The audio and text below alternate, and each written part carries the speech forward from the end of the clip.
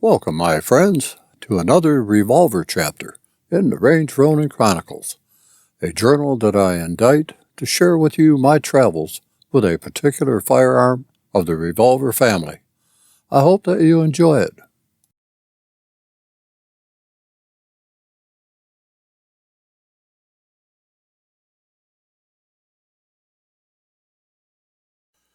In the past, Colt had very successful sales of the Mark III series of Colt revolvers, and in 1982 issued an upgraded version of it as the new V-frame Mark V series, which was equivalent to a Smith & Wesson K-frame revolver. First, let me introduce you to the major changes to the Mark V from the Mark III. The sintered steel hammer and trigger were changed to cast steel. The hammer and trigger were changed to Colt's first short action. This gave a shorter hammer fall. The mainspring guide, and location of the mainspring seat were changed to a longer spring and longer guide. The new hammer and trigger, the new longer mainspring, and the relocated mainspring seat were intended to improve the trigger pull. The full profile square butt frame was changed to a new rounded profile grip frame. The grips were changed to a full wraparound design with a covered backstrap. The barrel was changed to include python-like vents in the rib. With these changes in mind, stick around for a bit, because I am going to tell you all about a mirific Colt Mark V Trooper revolver.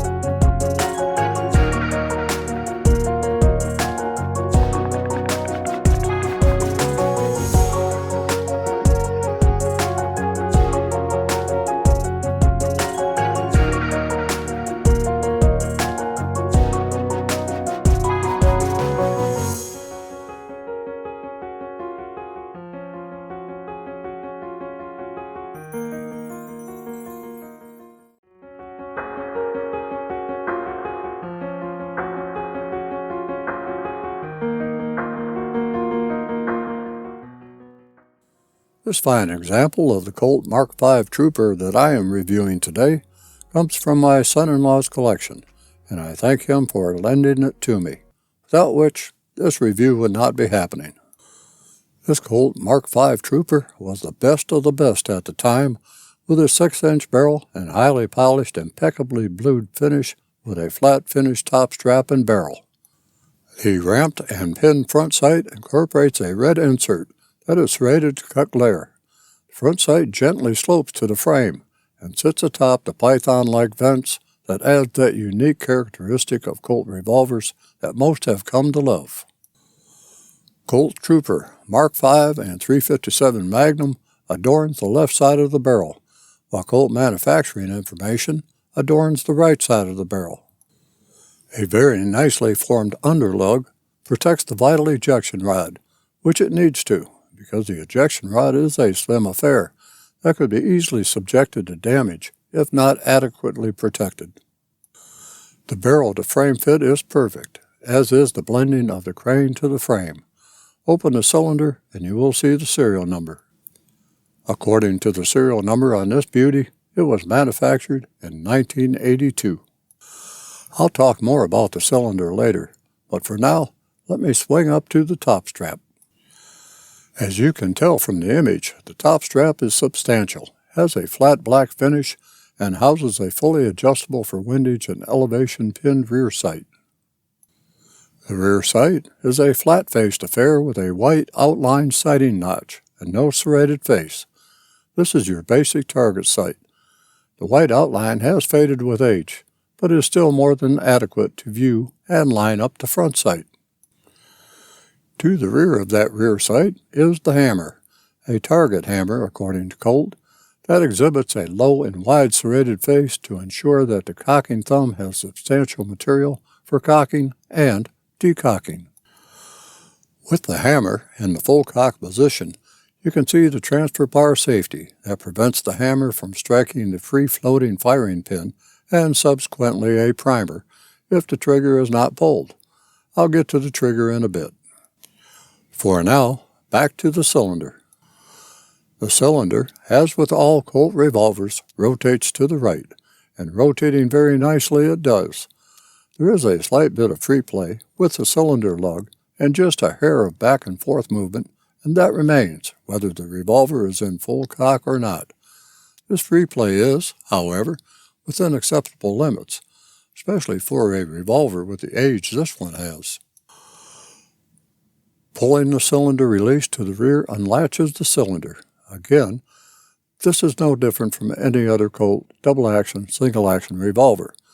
The cylinder rolls smoothly out of the frame to the left, and that is where we see those 6 little chambers that can house 38 Special, 38 Special plus P, or 357 Magnum cartridges. The ratchet is quite substantial, as is the hand that rotates it. The Colt MKIII Trooper cylinder locks up in 2 places, at the cylinder locking lug and at the rear of the frame. There are no other locking points, not in the cylinder rod housing, nor at the crane. Each chamber does have a very mild chamfer, but the unique property of the cylinder is the recessed chamber area, that while lowering the cartridge profile, still allows chambered cartridges to be viewed.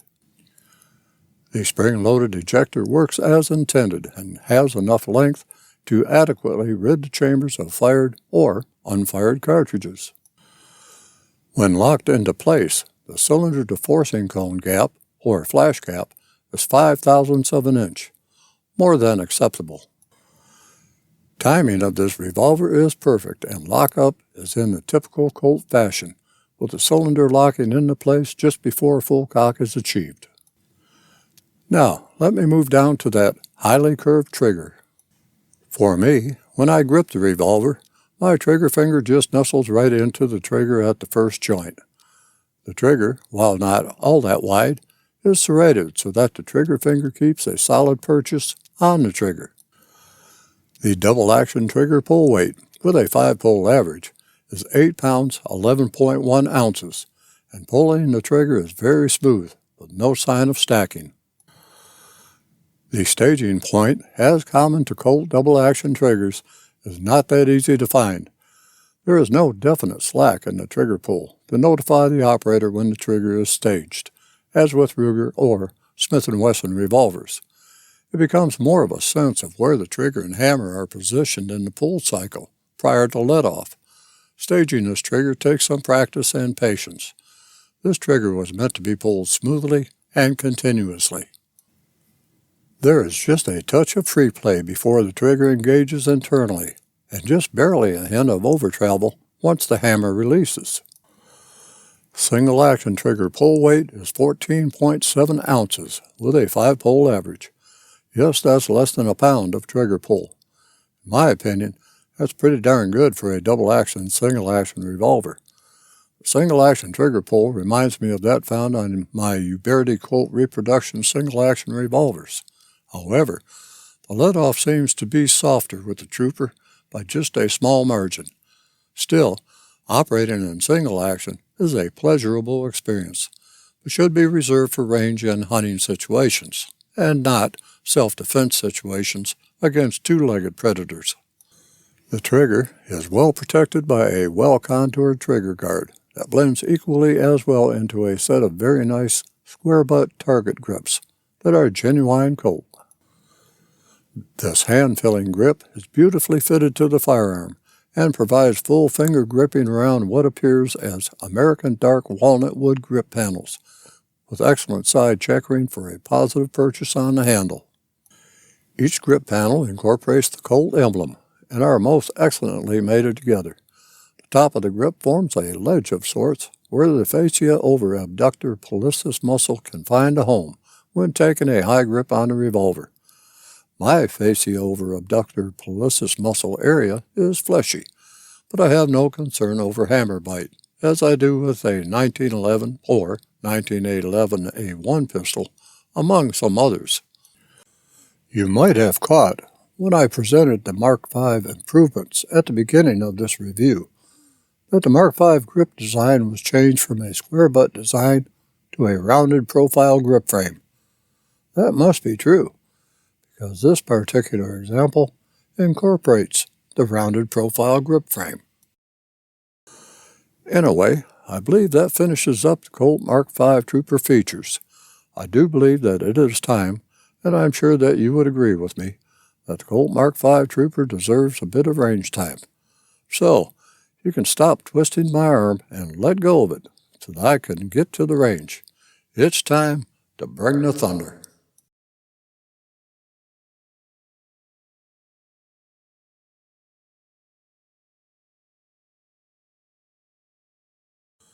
The proof is in the pudding, as they say. At the range, with a particular firearm, is when the rubber meets the road. The talk is walked. It's time to fish or cut bait, or any other euphemism you can think of. Regardless of how pretty a firearm looks, if it does not perform, then it is a good paperweight. I am about to see how well the Colt Mark V Trooper can put little holes in big paper. Prior to filming this session, I had to see where the sights on the Mark V Trooper were set in order to get a somewhat good idea of where to aim, since this revolver belongs to my son-in-law and the sights were probably set for his eyes. I had to adjust the rear sight all the way down to bring down the impact at 25 yards. The windage seemed to be okay, but I realized, after getting well into the drill, that I should have added some right windage. Although I had a box of my son-in-law's hand-loaded 148 grain wad cutter and Armscore 158 grain FMJ ammunition with me, I decided to forego the 148 grain wad cutter as I had not tested them and go with the Armscore 158 grain FMJ. That was a mistake. During the dry run, I experienced 2 FTFs with the Armscore ammunition right into the second cylinder full. Multiple strikes failed to ignite them. The Armscore ammunition was scrapped, and I was forced to purchase a box of Fiocchi 158 grain FMJ at the range. I was taking a chance, for sure, that this ammunition would work without fail for the entire course of fire. As you will see, the ammunition ran fine. As for me, that is a different matter. With my first time with the Colt Mark V Trooper and with untested ammunition, you get to see the results of this modified law enforcement course of fire.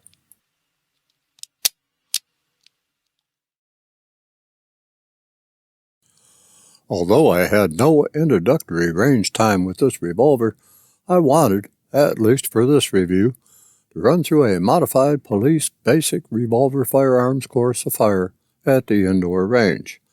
This could be a disaster or a diamond in the rough, especially since I am running not only a firearm that is unfamiliar to me, but also ammunition that is unfamiliar to me. Should be interesting, to say the least. I say modified because I am not allowed to shoot at a distance less than 7 yards at my indoor range. and I cannot draw from a holster. This is a 50-round exercise at varying distances, and which uses a variety of shooting methods, to include strong hand, two hands, and weak hand shooting. This course of fire is different from my usual review of primarily shooting at 7 yards, but I felt that the Colt Trooper and me could use a different approach. Let me cover the stages of this modified law enforcement revolver course of fire really quick. Stage 1 is at 25 yards, using two hands.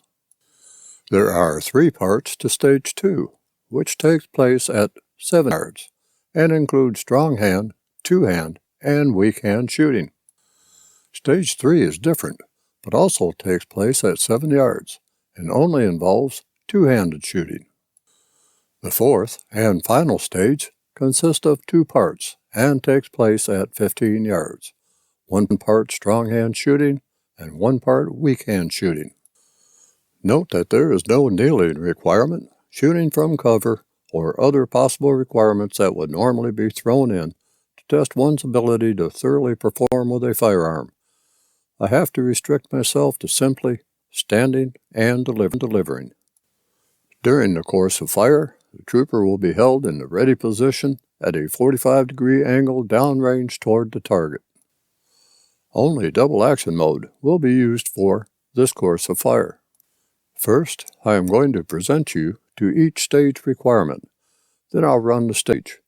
When all stages are complete, I'll show the final outcome and do a quick synopsis of how I think I did overall.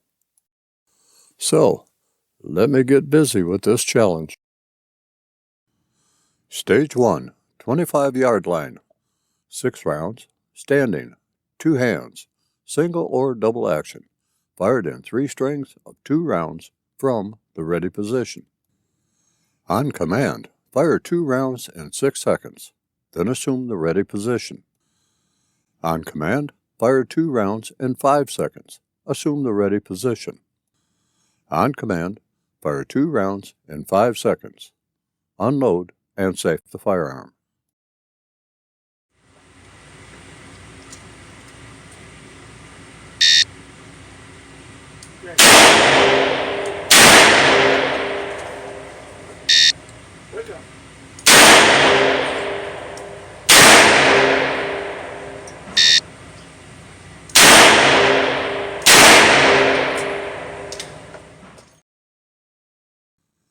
The next stage is at 7 yards and consists of 3 parts. Stage 2, 7-yard line, Part 1.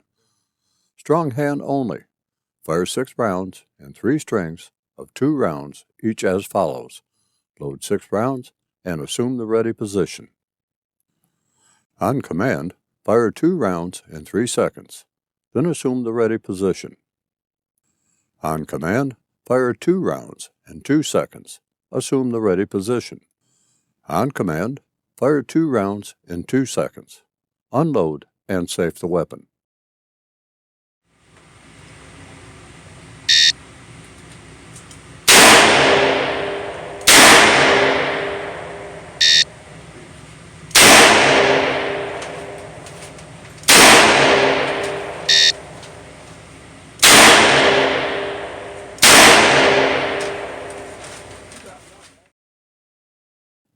Stage 2, 7-yard line, Part 2. 2 hands. Fire 6 rounds in 3 strings of 2 rounds each, as follows. Load 6 rounds and assume the ready position. On command, fire 2 rounds in 3 seconds, then assume the ready position. On command, fire 2 rounds in 2 seconds, and assume the ready position. On command, fire 2 rounds in 2 seconds, unload and safe the firearm.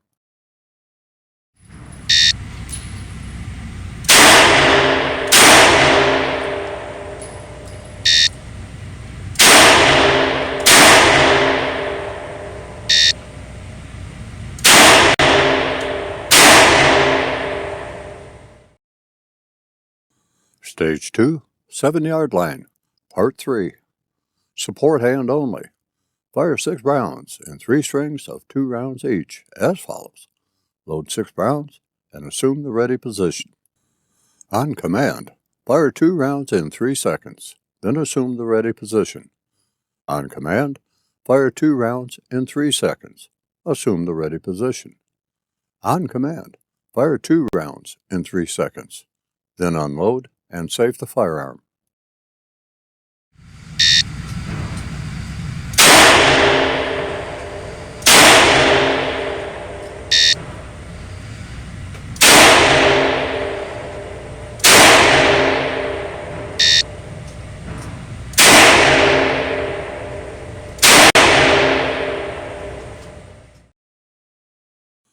For this next stage, I stay at 7 yards, but with a different requirement. Stage 3, 7-yard line. 14 rounds, standing, 2 hands, double action. Load 6 rounds and assume the ready position. On command, draw and fire 3 rounds in 4 seconds. Assume the ready position. On command, fire 3 rounds.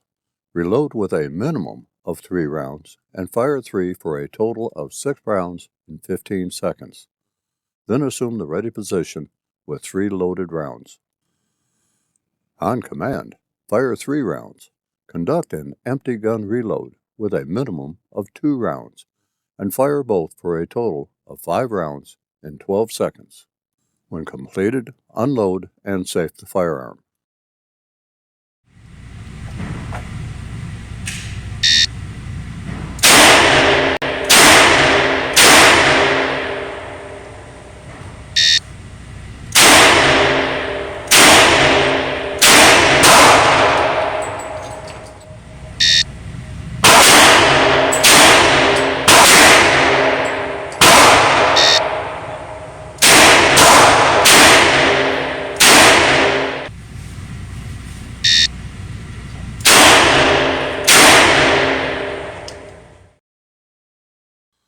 For this next stage, that consists of 2 parts, I move the target to 15 yards. Stage 4, 15-yard line, Part 1. Strong hand only. Fire 6 rounds in 3 strings of 2 rounds each, as follows. Load 6 rounds and assume the ready position. On command, fire 2 rounds in 3 seconds, then assume the ready position. On command, fire 2 rounds in 3 seconds and assume the ready position. On command, fire 2 rounds in 3 seconds. Then load 6 rounds and assume the ready position.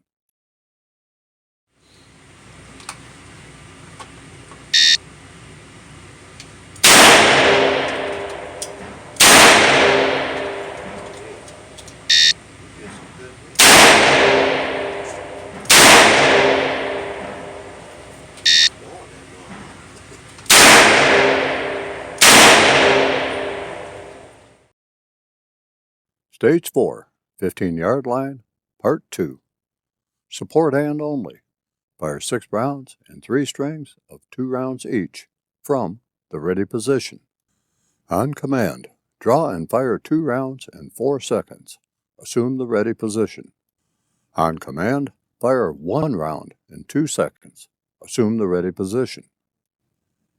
On command, fire 3 rounds in 4 seconds. Unload and safe the firearm.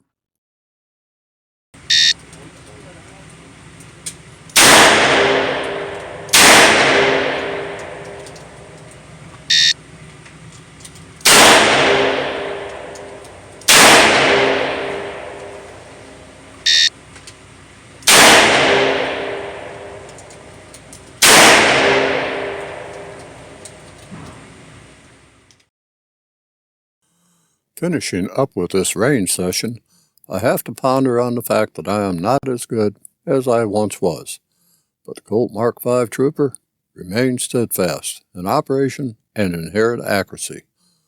This was not a test of whether the Colt MKV Trooper could live up to my standards, but how well I could live up to the Colt's standards.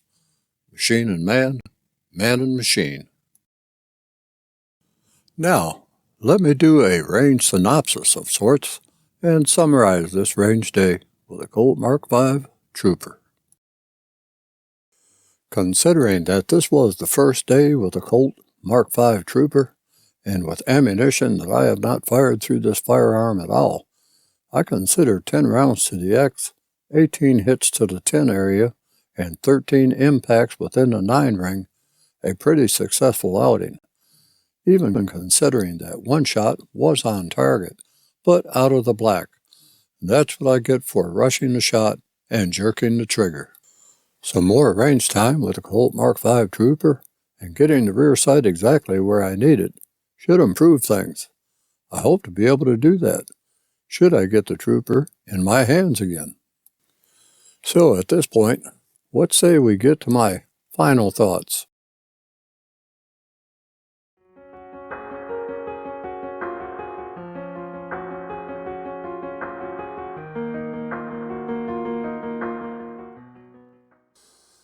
This example of the Colt MKV Trooper, while not the first or last one manufactured, exemplifies the quality of firearms that Colt brought to the table at the time.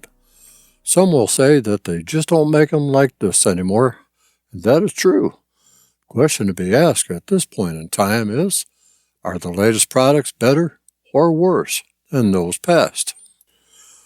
I leave that answer up to you, but I suspect that the majority of you will say that current products are not up to par with what was available back then, even with modern manufacturing and better materials. Somewhere along the line, the soul of the machine was lost. This 1982 Colt MKV Trooper was the best in the line of revolvers known as the Trooper series. That consisted of the Trooper, the Mark III Trooper, the Lawman, and the Mark V Trooper. The Colt Trooper, a medium-frame, double-action revolver, was also available for a .22 long rifle and .22 Winchester Magnum rimfire. The .38 Special and .357 Magnum caliber versions were designed as a less expensive alternative to the upscale and later Colt Python and Colt King Cobra. Colt Trooper series was marketed to law enforcement agencies as well as civilians. There are just some firearms that I feel honored to review because they are rare and of fine stock.